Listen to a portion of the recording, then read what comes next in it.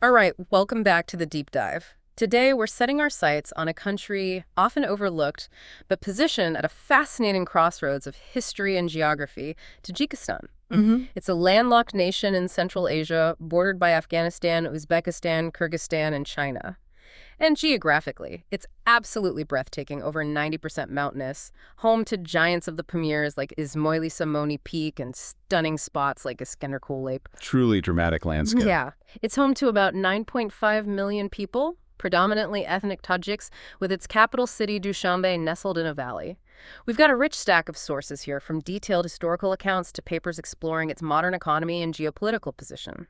Our mission in this deep dive is to cut through the noise and pull out the most important insights, the surprising facts, to really understand Tajikistan's long journey from its ancient beginnings right up to the complex realities of today. And what's fascinating here, I think, is that despite its relatively modest size and not having, say, the vast energy reserves of some neighbors, Tajikistan's physical location has continuously placed it right in the path of major empires, crucial trade routes, global power dynamics for millennia. Right. Its mountainous terrain and position have profoundly shaped everything from its identity and culture to its struggles for statehood and modern stability.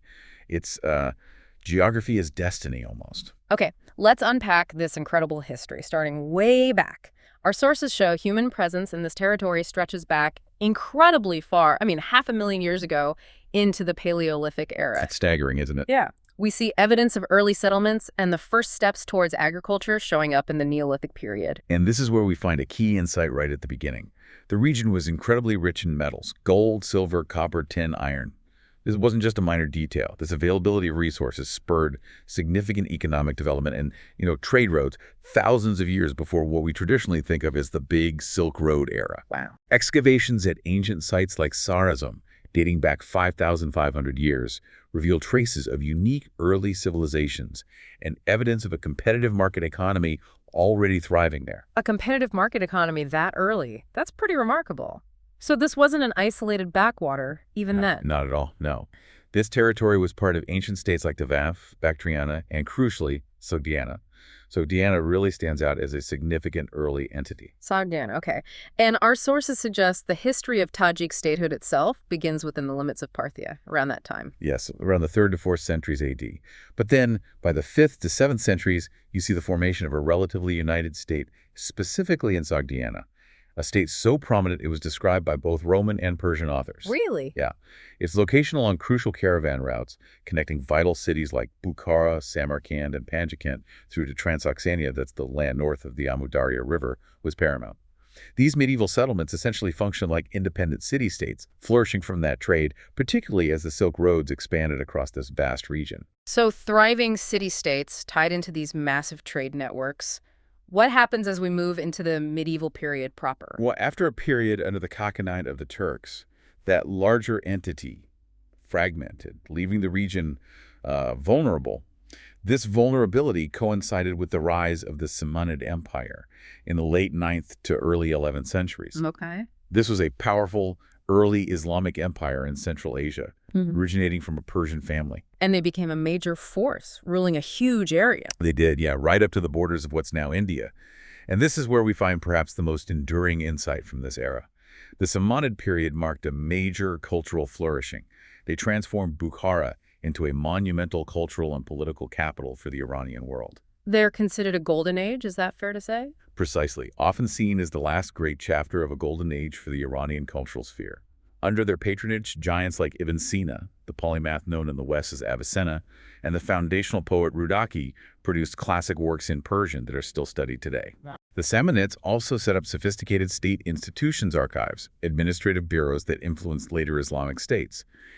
The key insight here, I think, is that while the Samanids were eventually defeated by the Karakhanids, ending their specific state, that deep investment in Persian language and culture created a powerful identity bedrock that survived subsequent Turkic conquests. Right, so the culture outlasted the political structure. Exactly. It had deep roots by then. But then came a massive upheaval, something that really reset everything, the Mongol invasions. A truly devastating force. Starting in 1218, Genghis Khan's armies swept through Central Asia, destroying the existing Khwarezmian Empire. This wasn't just a political change. It fundamentally altered the political, economic, and demographic landscape. How so? Cities like Bukhara, Samarkand, Nishapur were devastated, farmlands deserted, and the sedentary population faced massacres and deportations. Just unimaginable destruction. After that kind of destruction, what happens? Does that power vacuum lead to new figures emerging? Exactly. The decline of Genghis Khan's vast empire did create a space, and that's where someone like Timur, often known in the West as Tamerlane, rises to power. Right. He established his own empire with Samarkand as his capital and embarked on massive building projects like the Grand Badi Khanum Mosque. And Timur and his grandson Ulugh were also known as patrons of culture and science, not just conquerors. Yes, very much so. Sources mention poets, wise astronomers, and the creation of important encyclopedias under Timur. His grandson, Ulugh, was a renowned astronomer himself, building a famous observatory in Samarkand that attracted top scientists. Fascinating.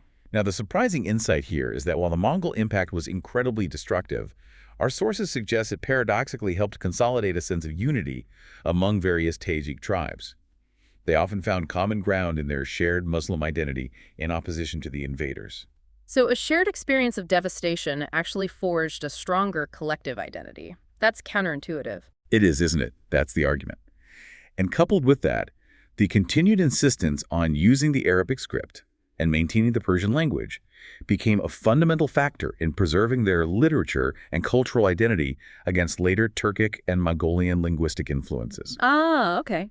So this raises an important question. How does the shared experience of devastation and the deliberate preservation of language and script shape the long-term formation and resilience of a cultural identity? It's something to think about. Definitely. Fast forward several centuries to the 19th century, and the story shifts again, this time with the expansion of the Russian Empire into Central Asia. Right. This was a vast colonial conquest that unfolded in stages throughout the 19th century. Russia viewed a presence here as crucial for its security, seeing the region as a potential base for groups opposed to its expansion. And this is deeply intertwined with what's known as the Great Game, that major rivalry. Exactly. The intense rivalry between Russia and Britain for influence across Central Asia defined the geopolitical atmosphere from the 1840s onwards. Sources mention events like the capture of Herat by the Persians, backed by Russia in 1856, and the Russian occupation of Tashkent in 1864 as key moves in the strategic competition. A real chess match across the continent. But Russian expansion wasn't unopposed. Our sources mention significant resistance. It wasn't a walkover. Not at all smooth, no. Yeah. Sources detail serious challenges in places like Tashkent, where they face what's described as an ignorant and enraged population, traps laid for their forces, and complex negotiations with local leaders. Despite this resistance, Russia gradually consolidated its power, annexing the remaining areas of what would become modern Tajikistan by 1913. This process was often preceded by detailed reconnaissance and study of the territory by Russian military engineers and scholars. They did their homework. And this period seems to have unfortunately continued a pattern of fragmentation for historical Tajik lands that began with the Mongols. That's a crucial point, and perhaps a major lasting impact of this era. Our sources explicitly state that after the Mongol invasion began fragmenting the old Bukhara state, the later Russian annexation and critically subsequent Soviet policies resulted in major cities like Samarkand and Bukhara. The big cultural centers. Exactly. Historically significant centers of Tajik culture, language, and population being included within the borders of neighboring Uzbekistan. So modern Tajikistan ended up without some of its most historically important cities. That's huge. Precisely. This left modern Tajikistan with dispersed human resources and, in some cases, natural resources often controlled by neighbors. A situation that continues to pose significant challenges for national cohesion and economic development today. You can see the seeds of later problems being sown here. Which brings us to the 20th century and the enormous transformation under Soviet rule. Right. The sources describe the Bolshevik Revolution's aim to create a radically different state order. In Central Asia, this happened amid civil war and various uprisings, including the Basmakist movement. It was within this turbulent context that the question of Tajik statehood was formally addressed by the new Soviet power. And the Tajik ASSR, that's an autonomous Soviet Socialist Republic, was created within the Uzbek SSR in 1924. Yes, that's the formal administrative step. However, the sources are quite critical here, and this is another key insight into Tajikistan's foundational challenges. They argued the borders were drawn arbitrarily, meaning They deliberately disregarded existing ethnic populations and historical cultural connections, explicitly separating Tajiks from the greater Persian ethnos, the broader group sharing a similar language and history across the region. It wasn't based on how people actually lived or identified. They moved the capital away from those historical centers, Samarkand and Bukhara? Exactly. Moved it to Dushanbe, creating what the sources call a deplorable situation for Tajiks, cutting them off from their main cultural hearts. So it doesn't sound like this was a period of positive development for Tajiks, despite the Soviet rhetoric, maybe. Far from it, according to these sources. They describe a systematic process of underdevelopment and impoverishment. Tajik labor and land were exploited, particularly for cotton production, which primarily benefited the Central Soviet system, not Tajikistan itself. Ah, the cotton monoculture. Yes, and there was intense pacification of the natives, under Stalin essentially brutal suppression and control, with thousands being executed. Tajiks were also subject to co-optation, meaning many were forcibly moved to cotton-growing regions outside of what became the Tajik Republic, further fragmenting communities. So deliberate displacement, too. Yes, and the language itself was targeted. How so? A major cultural blow was the forced switch from the Arabic script to the Cyrillic alphabet in 1939. This wasn't just about writing. It heavily influenced Tajik with Russian borrowings and made it phonetically more distant from Persian and Dari spoken in neighboring countries, creating significant linguistic and cultural barriers, sort of isolating them linguistically. Wow, that's a lot of external manipulation and internal suppression packed into the Soviet decades, just layer upon layer. It is, and this raises an important question. Given this long period of arbitrary border drawing, dismemberment from cultural centers, and centralized exploitative policies, how did that specific form of Soviet state building sow the seeds for future vulnerabilities and internal conflict in the region? You can draw a direct line. As the Soviet Union began to weaken in the late 1980s, did we start to see the emergence of local movements pushing back? Absolutely. Discontent was simmering, particularly among a younger generation of educated Tajiks who were uneasy with the entrenched Soviet-era ruling elites and pressing social problems. And identity questions. Yes, they were also grappling with questions of Tajik identity, especially in relation to the dominant Uzbek component of the Soviet elite structure in the region. This led to the formation of early political parties like the Popular Democratic Party and Rastakez, which advocated for cultural autonomy and language revival.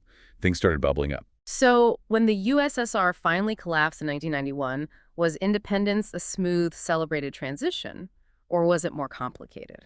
Our sources indicate it was quite cautious and even delayed compared to other Soviet republics like the Baltics. The formal Declaration of State Sovereignty was adopted on September 9, 1991, but it deliberately used the term sovereignty rather than independence. Why was that? Well, it might have been out of caution after decades of Soviet indoctrination, or perhaps even reflecting a lack of certainty about the USSR's future.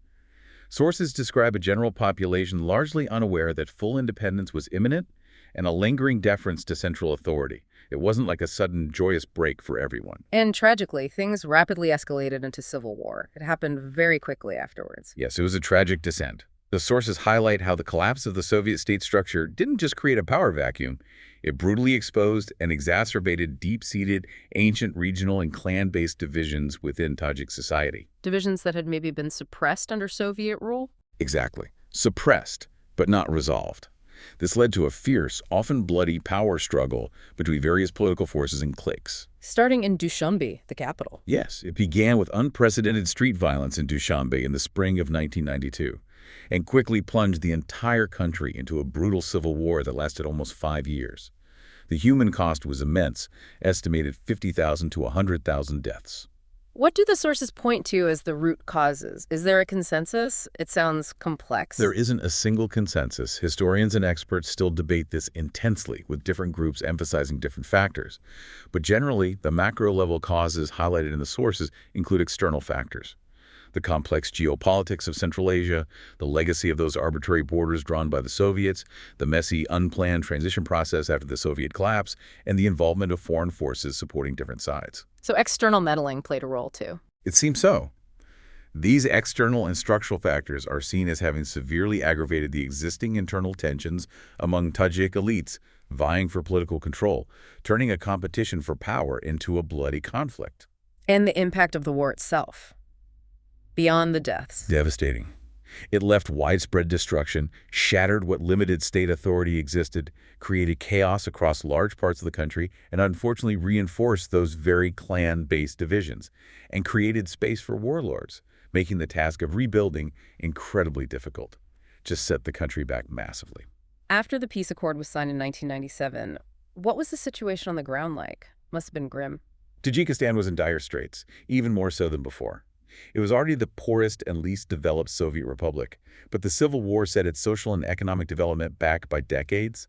One source puts the per capita income in 1995 at levels similar to the Soviet average back in 1962. Wow, back to the 60s levels. Yeah. Agriculture was devastated, industrial output collapsed, and vital infrastructure was destroyed. Just a huge hole to climb out of. And this led directly to a massive wave of external migration, people leaving. A huge exodus. Sources estimate over 1 million Tajiks are working in Russia alone. Think about that. Roughly 1 in 10 inhabitants aged 18 to 40, mostly men, have left the country just to find work and send money home. That's a staggering number. It is. This doesn't just impact families. It creates an acute labor shortage within Tajikistan and significantly skews the country's demographic structure. A brain drain, the labor drain. Politically, how has the country managed to achieve some stability since the war ended? Because it has been relatively stable, hasn't it? Yes, but the sources describe internal stability as being maintained primarily through repression under President Emomali Rahmon. He's been in power since 1994, making him one of the longest-serving leaders in post-Soviet Central Asia. A key insight here is that stability has come at the cost of political openness. There's effectively no political opposition or independent media allowed, and opponents often face persecution. Sources even mention concerns about potential dynastic succession, with his family members being placed in important positions, seen by some as a sign of tightening control and perhaps fear of losing power down the line. So, stability through control, essentially. What about the economy today after 2 decades of reconstruction efforts? Has it recovered? The economy remains weak and, importantly, highly dependent, primarily on remittances sent back by those migrants working abroad and on trade with Russia. Poverty is still a major issue. Sources cite a significant portion of the population living below the poverty line. What are some of the biggest economic hurdles they still face? Challenges include things like rudimentary agriculture, value chains, basically. Farmers struggle to process and sell their crops profitably.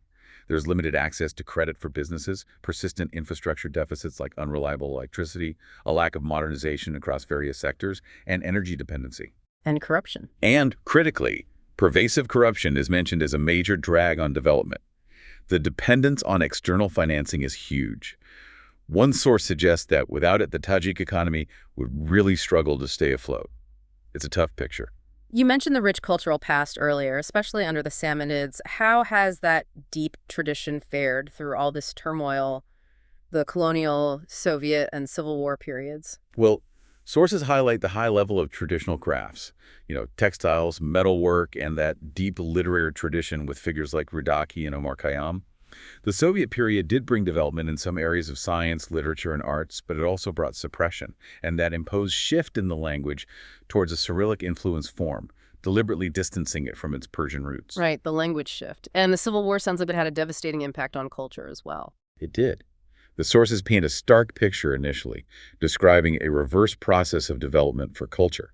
The destruction of historical sites like mosques and mausoleums, and the tragic loss of master artisans, painters, and artists, some through persecution, others through displacement or death during the conflict. Oh, man. It was a significant setback, described as Tajik art suffering great losses, a real blow to that heritage. But is there any sign of that rich tradition coming back? Any revival efforts? Yes, thankfully there are efforts.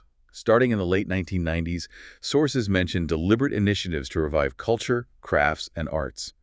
Painters who had left began working again, traditional crafts like carpet making and tile painting reemerged, and efforts like youth contests promoting folklore and traditional art forms were organized to encourage a new generation to connect with their heritage. So there's some hope there. That's good to hear. So despite its internal struggles, does Tajikistan have broader geopolitical importance today? Is it significant on the world stage? The sources definitely argue it does. Its location is highly strategic, especially bordering Afghanistan where security issues are ongoing. Right, that long border. Exactly. It's involved in the U.S. anti-terrorist campaign. But it's also described as the most Russia-friendly of the former Soviet Central Asian republics, and is often seen as a point where Western influence is deliberately blocked by both Dushanbe and Moscow. It plays a role in that larger dynamic. So it's still part of a kind of great game, but maybe a new version. The players might have shifted a bit. Yes, sources refer to this as the new great game. There was increased U.S. attention post-1994, driven initially less by oil interests and more by security concerns, preventing the spread of weapons of mass destruction, preventing the rise of militant Islamic states, and assisting Russia in preventing an Islamic state from forming in northern Afghanistan. Security is a big driver. And relations with its immediate neighbors sound pretty complex too, not straightforward. Very much so. Sources describe relations with Uzbekistan, its closest historical and linguistic neighbor, as having significantly declined since Soviet times. There are ongoing issues like contested borders and historical tensions, including alleged past support for anti-Tajik alliances by elements within Uzbekistan. And geography itself is a major factor. The mountainous terrain fragments the country internally and affects state control, particularly near the long border with Afghanistan, where insecurity, drug trafficking, and concerns about extremist groups are issues for both the Tajik government and external players like Russia and the U.S. While the state under Ramon has shown remarkable adaptability in maintaining relative stability internally, despite these challenges, its limited reach in remote areas and its dependence on external actors for both security and financing remain significant factors influencing its long-term political stability. It's a balancing act.